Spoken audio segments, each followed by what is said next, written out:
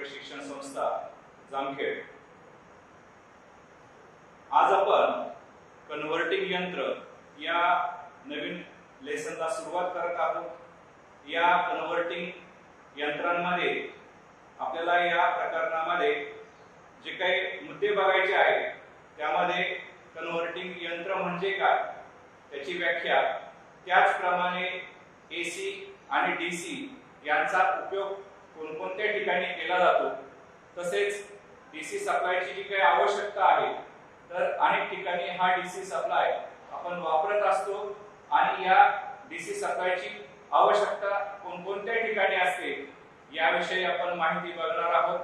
त्याचप्रमाणे हा डीसी मिळवण्यासाठी आपण जे काही कन्व्हर्टिंग यंत्र वापरतो या सर्व कन्व्हर्टिंग यंत्रांची आपल्याला माहिती बघायची आहे, त्यांचे विविध प्रकार, त्यांचे फायदे, त्यांचे तोटे याविषयी आपल्याला आज माहिती बघायची आहे। तर प्रथमतः आत्ताच्या सध्याच्या काळात आपण विजेचे काही जनरेशन म्हणजेच निर्मिती, ट्रान्समिशन म्हणजे वहन आणि डिस्ट्रीब्युशन म्हणजेच वाटप हे एसी सप्लाय मध्ये करत असतो। बहुसंख्य ठिकाणी जी काही यंत्र उपकरण तसेच घरगुती, औद्योगिक, शेती इत्यादी ठिकाणी हा एसी सप्लाय आपल्याला उपयुक्त ठरत असतो। त्याचं कारण हा जो काही एसी सप्लाय आहे हा एसी सप्लाय आपल्याला उपयुक्त ठरण्याचं कारण तर फायदेशीर असतो, तसंच त्याचं वहन व ट्रान्समिशन आणि वाटप हे करणं सोयीचं होतं, स्वस्त असतं। तरी सुद्धा बऱ्याच ठिकाणी आपल्याला डीसी सप्लाय हा वापरावा लागतो आणि या डीसी सप्लाय साठी आपल्याला ज्या ज्या ठिकाणी आवश्यकता असते त्या ठिकाणी या एसी सप्लायचं रूपांतर आपल्याला डीसी सप्लाय मध्ये करावं लागतं आणि हे डीसी मध्ये रूपांतर करण्यासाठी जे काही यंत्र वापरले जातात अशा या यंत्रांनाच आपण कन्व्हर्टिंग यंत्र किंवा त्यालाच आपण कन्व्हर्टिंग मशीन असं म्हणतो। म्हणजे थोडक्यात याची व्याख्या अशी आहे,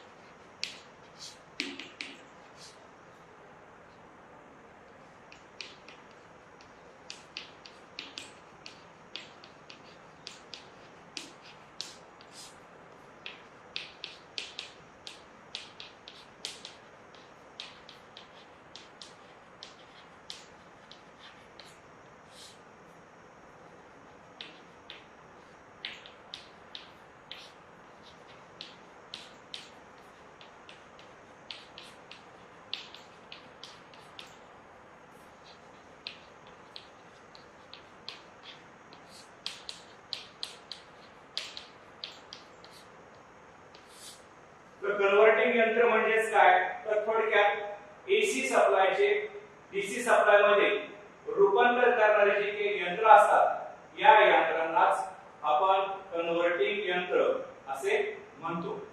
तर अशा पद्धतीने आपण या कन्व्हर्टिंग यंत्रांची व्याख्या पाहिली।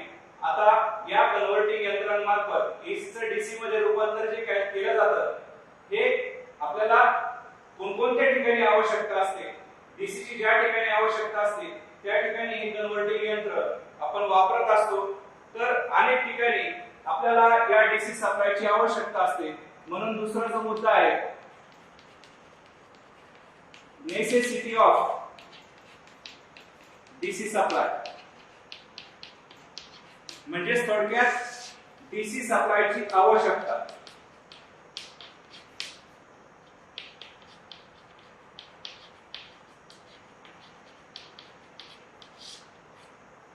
आपल्याला माहिती आहे अनेक ठिकाणी एसी बरोबरच म्हणजे जर एसी सप्लाय हा जर बऱ्याच ठिकाणी जरी वापरात येत असला तरी डीसी सुद्धा आपल्याला आवश्यक असतो।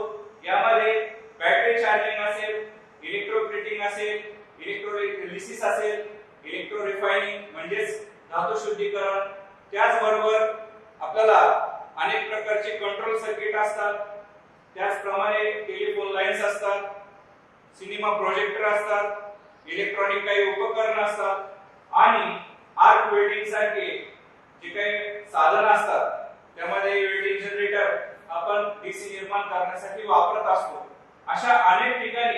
या डीसी सप्लायची आपल्याला आवश्यकता असते आणि हा डीसी सप्लाय मिळवण्यासाठी मग आपण वेगवेगळ्या प्रकारचे कन्व्हर्टिंग यंत्र म्हणजेच या ठिकाणी कन्व्हर्टिंग मशीन हे वापरत असतो आणि त्या कन्व्हर्टिंग यंत्रांपासून एसी चं डीसी मध्ये हे रूपांतर करून घेत असतो.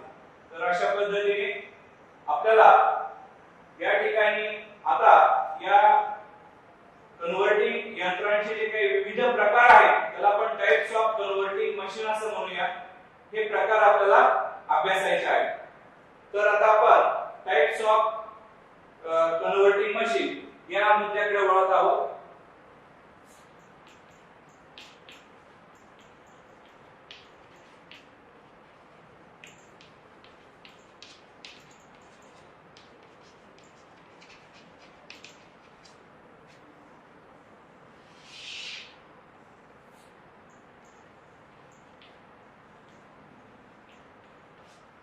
तर कन्व्हर्टिंग यंत्रांचे जे काही प्रकार पडतात तर त्यातला पहिला जो प्रकार आहे तो म्हणजे MG set, motor generator set.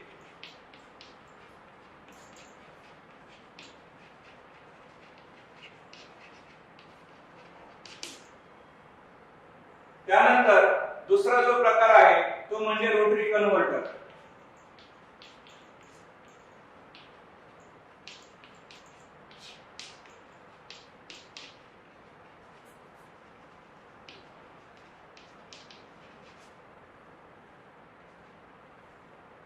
तिसरा जो प्रकार आहे तो म्हणजे मर्क्युरी आर्क रेक्टिफायर.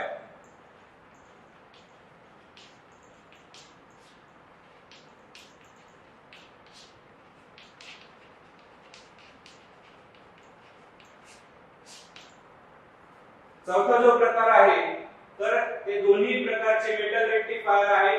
त्यामध्ये मेटल रेक्टिफायर मध्ये पहिला सिलिनियम रेक्टिफायर,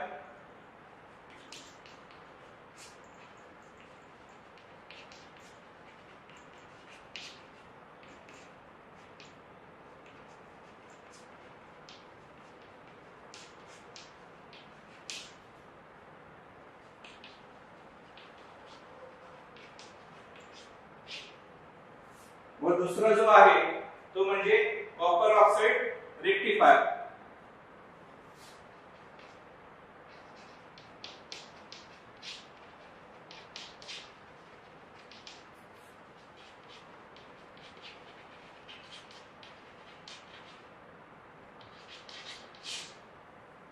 आणि पाचवा जो प्रकार आहे तो म्हणजे रेक्टिफायर म्हणजे डायोड.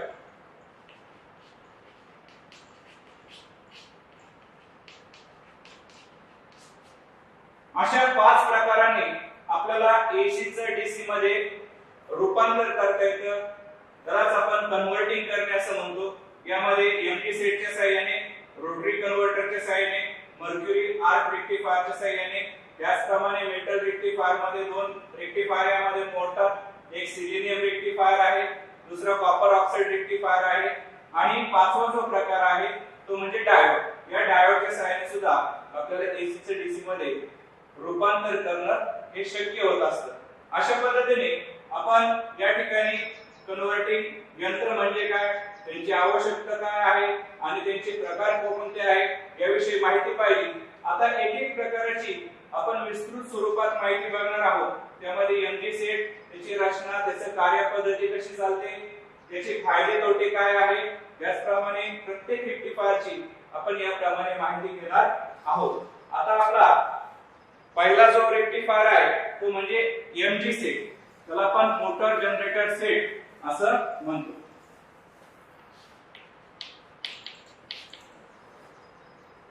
आता या एमजी सेटची आपण प्रथमतः आकृती काढू म्हणजे आपल्याला या एमजी सेट बद्दल माहिती घेणं अत्यंत सोपं आहे.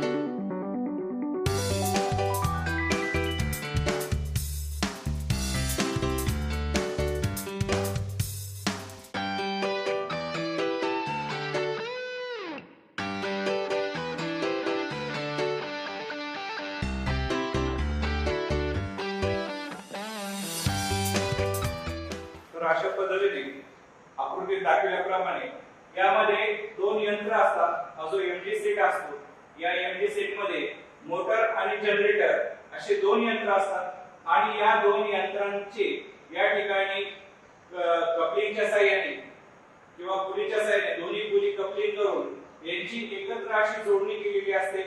आकृतीत दाखवल्याप्रमाणे जोडणी केलेली असते. याच्यामध्ये जो मोटर असते ही motor squirrel cage induction motor ही वापरलेली असते. या आकृतीत दाखवल्याप्रमाणे या स्क्विरल केज इंडक्शन मोटरचे तीन प्रकारची वायंडिंग दाखवलेली आहेत. त्या मोटरला RYB असा अनुक्रमे थ्री फेजचा सप्लाय हा इनपुट केला जातो किंवा दिला जातो आणि ही जी मोटर आहे एका मेन स्विच आणि स्टार्टर मार्फत फिरवली जाते. तर या ठिकाणी ही जी मोटर आहे ही प्राइमर सारखं कार्य करते आणि या प्राइमरच्या सहाय्याने आपण हा डीसी जनरेटर फिरवत असतो. डीसी जनरेटर हा शंट किंवा कंपाऊंड टाइपचा असतो आणि या जनरेटरला मोटरशी कपलिंग केलेलं असतं. जनरेटर पासून जे काही दोन टर्मिनल निघतील त्यापासून अनुक्रमे पॉझिटिव्ह निगेटिव्ह असा डीसी आउटपुट सप्लाय हा आपल्याला यामध्ये मिळत असतो. या जनरेटरच्या शंट फील्ड जे काही वाइंडिंग असतं त्याच्या सिरीज मध्ये एक बदलता विरोध म्हणजेच आपण त्याला व्हेरिएबल रेझिस्टन्स असं म्हणूया. हा व्हेरिएबल रेझिस्टन्स या सर्किट मध्ये जोडलेला असतो. हा शंट फील्ड वाइंडिंगच्या सिरीज मध्ये जोडलेला असल्यामुळे करंट हा कमी जास्त करता येतो आणि त्यानुसार आपल्याला याचा आउटपुट हे नियंत्रित करता येतो. तर अशा पद्धतीने हा जो काही मोटर जनरेटर सेट आहे या मोटर जनरेटर सेटच्या सहाय्याने मोटरला थोडक्यात थ्री फेज सप्लाय केला जातो आणि त्याला जो काही जनरेटर जोडलेला असतो या जनरेटर मार्फत आपल्याला डीसी आउटपुट मिळतं. अशा पद्धतीने ही एसी चं डीसी मध्ये कन्व्हर्शन करण्याचा हा एक सोपा आणि साधा सुटसुटीत असा मार्ग आहे. परंतु तरी याचे काही फायदे तोटे आहेत. आपल्याला दोन्ही बाजू पाहणं आवश्यक आहे. तर आता आपण या मोटर जनरेटर सेटची ही माहिती पाहिल्यानंतर याचे जे काही फायदे तोटे आहेत ते फायदे तोटे यांची आता आपण माहिती घेणार आहोत. तर एमजी सेटचे फायदे आणि तोटे. तर हा मोटर जनरेटर सेट हा वापरण्याचे आपल्याला जे काही फायदे तोटे आहेत ते अभ्यासत असताना प्रथमतः आपण फायद्यांचा अभ्यास करणार आहोत. त्यामध्ये पहिला फायदा म्हणजे याची जी रचना असते ती रचना जोडणी ही साधी आणि सुटसुटीत असते.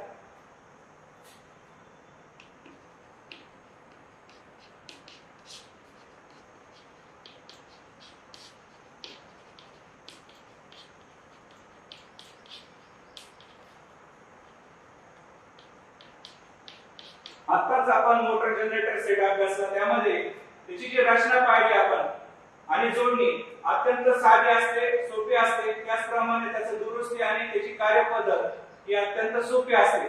हा पहिला फायदा आहे. दुसरा फायदा एसी मोटर फिरवली असता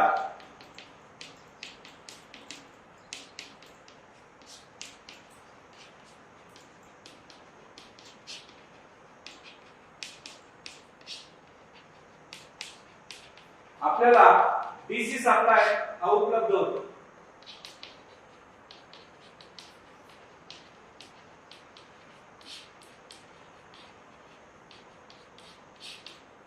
या ठिकाणी दुसरा फायदा असा की आपण एसी मोटर ही फिरवत असतो. एसी मोटरला थ्री फेज एसी सप्लाय देत असतो आणि ती फिरवली असता आपल्याला डीसी जनरेटर कडून डीसी सप्लाय मिळतो. हा आपला फायदा आहे. तिसरा फायदा फील्ड रेग्युलेटरच्या सहाय्याने आपल्याला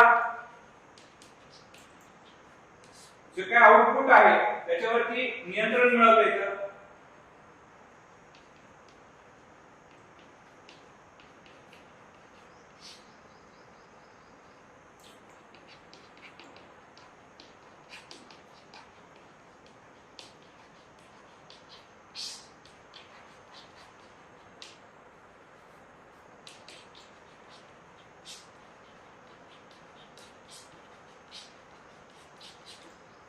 तिसरा फायदा आपला आहे की फील्ड रेग्युलेटर आपण पाहिलेला आहे की डीसी जनरेटरच्या शंट फील्ड वाइंडिंगच्या सिरीज मध्ये आपण फील्ड रेग्युलेटर जोडत असतो. या फील्ड रेग्युलेटर मुळे आपल्याला डीसी सप्लाय वरती हे नियंत्रण मिळवता येतं. पाहिजे त्या पद्धतीने आपल्याला डीसी सप्लाय हा कमी करता येतो किंवा वाढवता येतो, असे फायदे आहेत. चौथा फायदा, आपण जर प्रायमर म्हणून सिंक्रोनस मोटर जर वापरली तर त्या सर्किटचा पॉवर फॅक्टर सुधारण्यास मदत होते.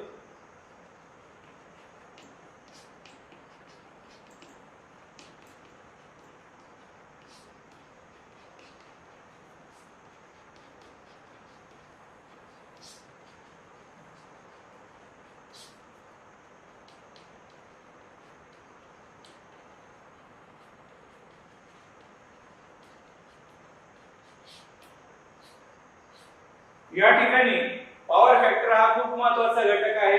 हा पॉवर फॅक्टर जास्तीत जास्त ठेवण्यासाठी आपण अनेक प्रयत्न करत असतो. तर या एमजी सेट मध्ये जर आपण प्रायमर म्हणून स्क्वेअर केज इंडक्शन मोटर न वापरता सिंक्रोनस मोटर वापरली असता या ठिकाणी पॉवर फॅक्टर इम्प्रूव्ह होणे म्हणजे सुधारणे, तर हा सुधारण्यासाठी त्याचे फायदा होतो किंवा मदत होते. पुढचा जो पाचवा फायदा आहे त्यामध्ये देखभाल आणि दुरुस्ती. देखभाल आणि दुरुस्ती याचे जे काम आहे हे आपल्याला सहज करता येते.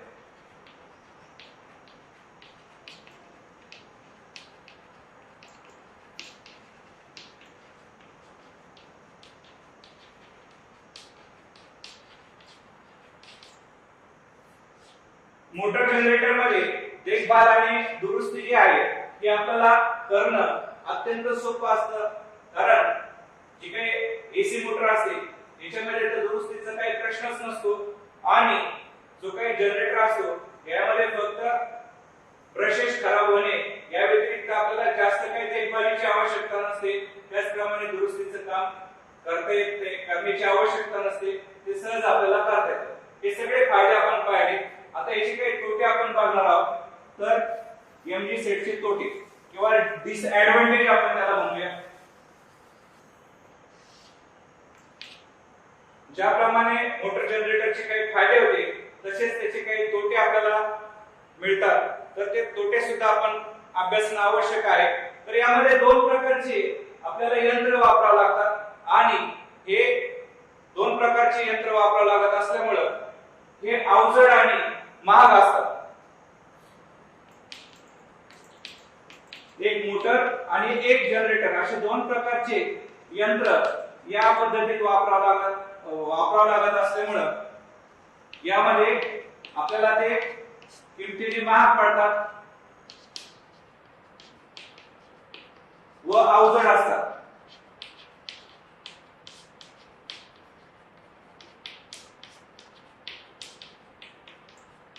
यामध्ये दोन यंत्र असल्यामुळे म्हणजे जनरेटर आणि मोटर निश्चितच त्याची किंमत जास्त होते, त्याच्यामुळे ते महाग पडतात आणि या ठिकाणी हे दोन्ही यंत्र वापरणे हे अवजड असतं. दुसरा जो तोटा आहे तो म्हणजे दोन यंत्र फिरत असल्यामुळे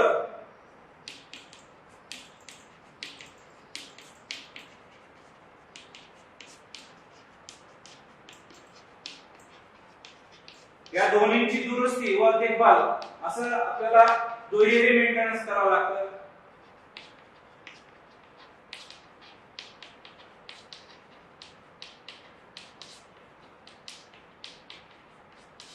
एकाच यंत्राऐवजी या ठिकाणी दोन यंत्र असल्यामुळे आपल्याला दुरुस्ती आणि देखभाल ही दुपटीने त्या ठिकाणी ते काम वाढते. तिसरं, दोन्ही यंत्रे फिरते असल्यामुळे एकूण जी कार्यक्षमता असते ती कमी होते.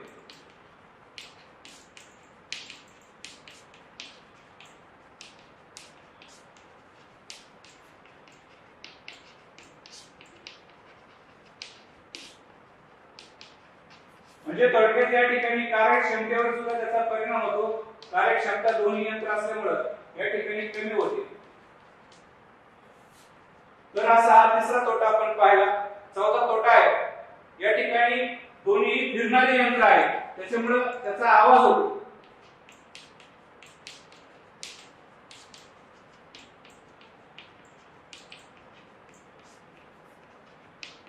चालू असताना त्याचा आवाज होतो किंवा मोठा आवाज असतो.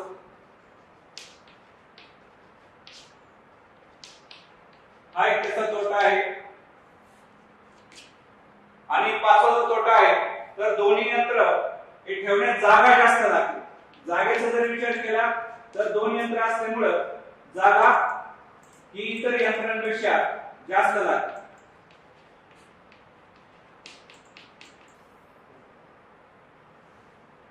अशा प्रकारे आपण या मोटर जनरेटर सेट याची रचना, त्याची कार्यपद्धती, त्याचे फायदे आणि त्याचे तोटे याबद्दल माहिती घेतली. तर आता आपण दुसरे यंत्राकडे या ठिकाणी माहिती घेणार आहोत. ते दुसरे यंत्र म्हणजे रोटरी कन्व्हर्टर.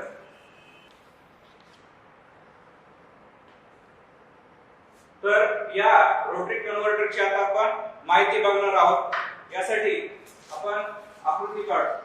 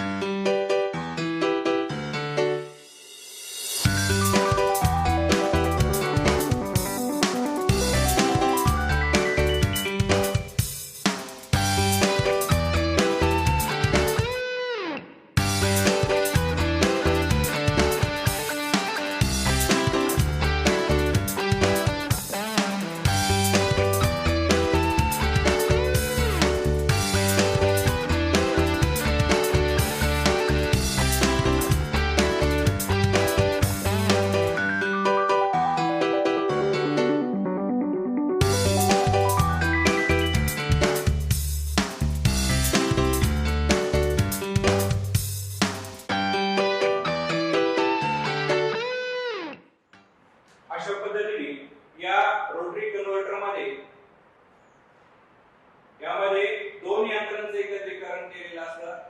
आपण मगाशीच पाहिलं एमटी सेट मध्ये दोन जे वेगवेगळे यंत्र होते त्या दोन्ही यंत्रांचे या ठिकाणी एकत्रीकरण केलेलं असतं. त्यामध्ये सीपीएस मोटर आणि जो काही डीसी जनरेटर आहे या दोघांचे एकत्रीकरण करून असं हे वैशिष्ट्यपूर्ण यंत्र बनवलेलं असतं. यालाच रोटरी कन्व्हर्टर असं म्हणतात.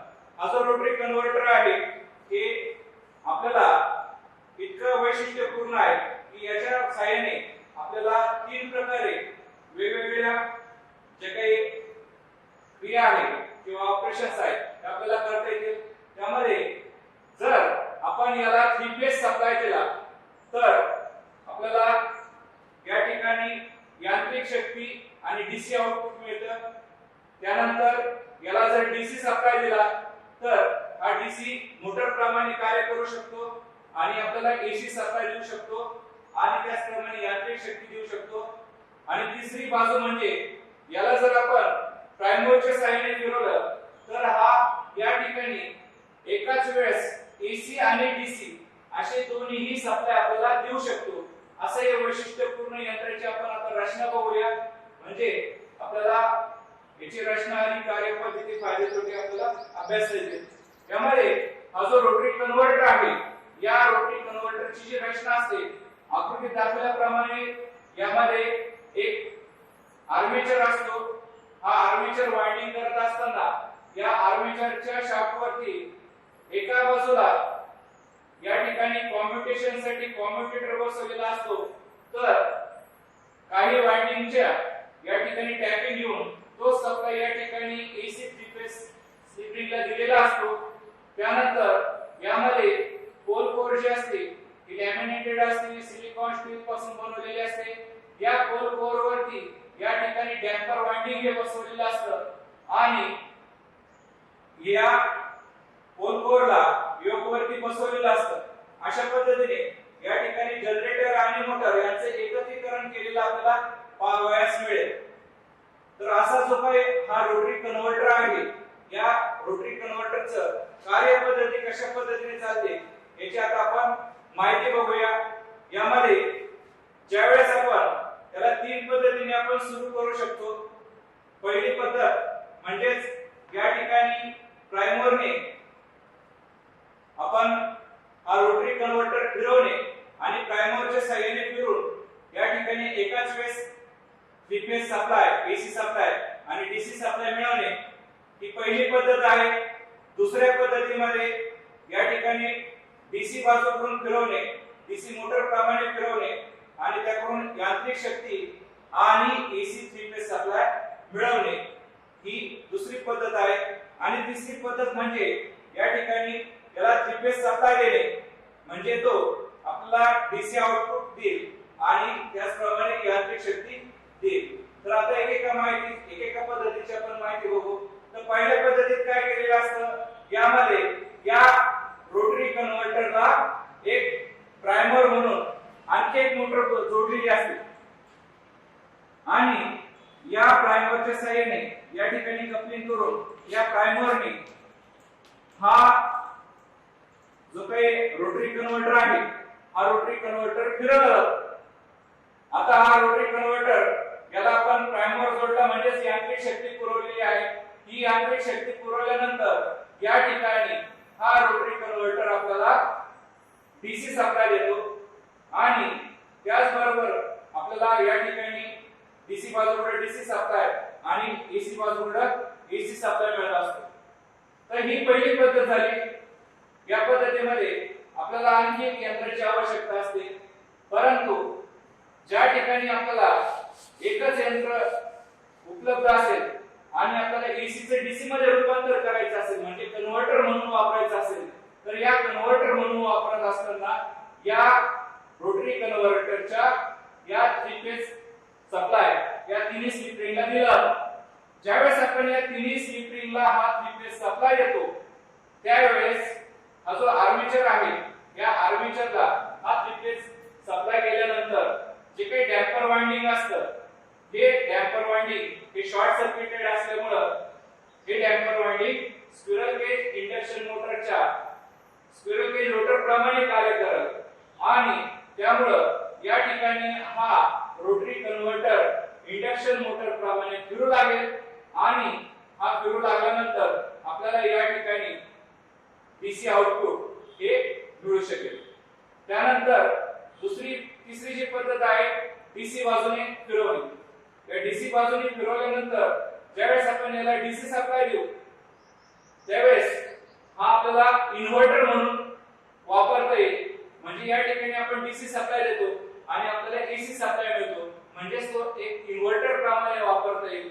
ज्यावेळेस आपण डीसी सप्लाय देऊ त्यावेळेस तो डीसी मोटर प्रमाणे कार्य करू लागेल आणि डीसी मोटर प्रमाणे कार्य करू लागल्यामुळे हा या ठिकाणी यांत्रिक शक्ती देईल आणि त्याचप्रमाणे याच्या चुंबकीय रेषा या आर्मेचरमुळे कापल्या गेल्यामुळे या ठिकाणी एसी सप्लाय तयार होईल। अशा पद्धतीने या तिन्ही पद्धतीने आपल्याला हा रोटरी कन्व्हर्टर वापरता येऊ शकतो। आता याचे जे काही फायदे तोटे आहेत ते फायदे तोटे आता आपण बघणार आहोत। या ठिकाणी हा रोटरी कन्व्हर्टर वैशिष्ट्यपूर्ण असल्यामुळे त्याचा पहिला फायदा असा आहे की आपल्याला एसी सप्लायचं डीसी सप्लाय मध्ये रूपांतर करता येतं।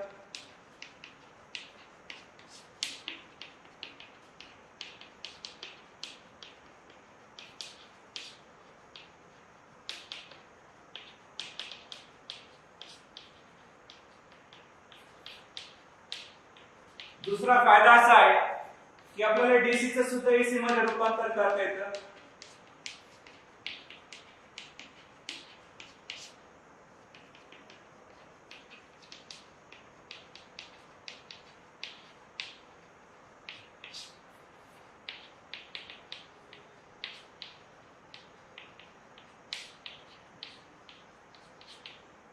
तिसरा फायदा, याला यांत्रिक शक्ती पुरवली असता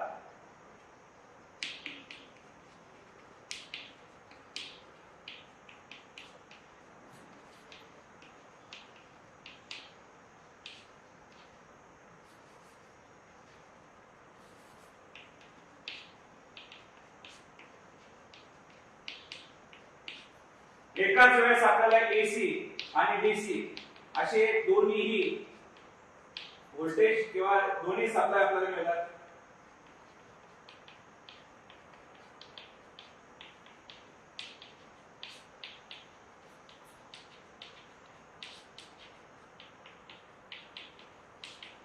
दोन्ही प्रकारचे जे सप्लाय आहे त्याच्यामध्ये आपल्याला मिळत येतात. आणि पुढचा जो फायदा आहे तर एमजी सेट जो आहे त्याच्यापेक्षा वजनाने हलका.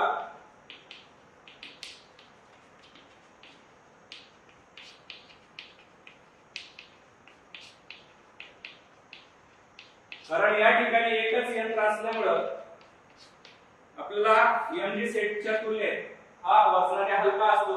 आणि पुढचा जो फायदा आहे ते एमजी सेट पेक्षा याला जागा कमी लागते.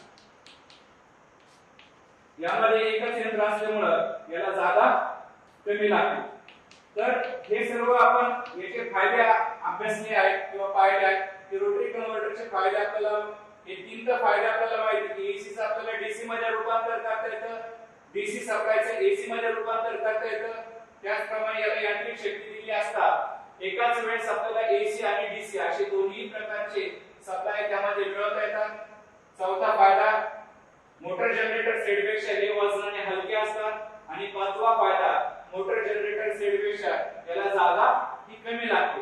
हे पाच फायदे आता आपण पाहिले. आता याचे काही तोटे आहेत ते तोटे आता आपण बघूया. तर पहिला तोटा आहे या ठिकाणी हे जे काही रोटरी कन्व्हर्टर असतात याच्यावरती आपल्याला व्होल्टेजवर नियंत्रण ठेवता येत नाही.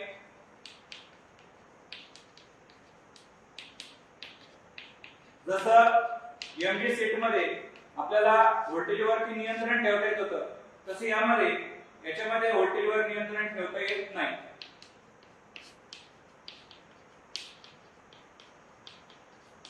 हा याचा तोटा आहे. दुसरा, हे रचनेने किचकट असतात.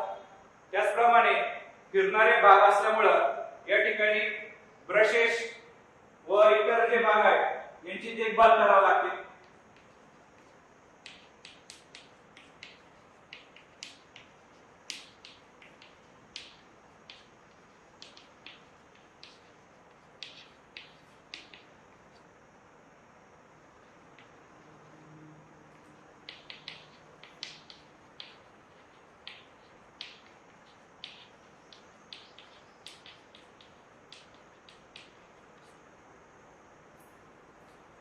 हा या ठिकाणी तोटा आहे.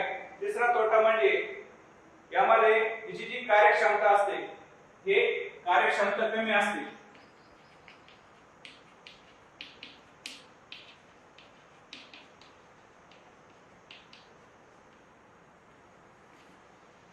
तर इफिशियन्सीचं जर आपण पाहिलं तर याची इफिशियन्सी कमी असते. आणि चौथा जो आपला तोटा आहे त्याच्यामध्ये फिरणारे भाग असल्यामुळे आवाज येतो.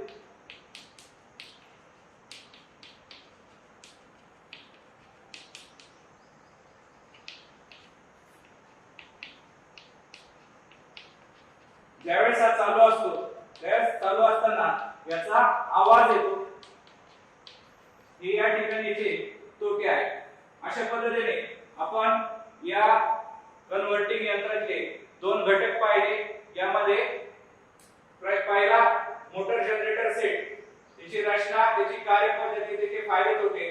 आणि दुसरा जो घटक आहे तो म्हणजे रोटरी कन्व्हर्टर, त्याची रचना, कार्यपद्धती आणि त्याचे फायदे तोटे. धन्यवाद.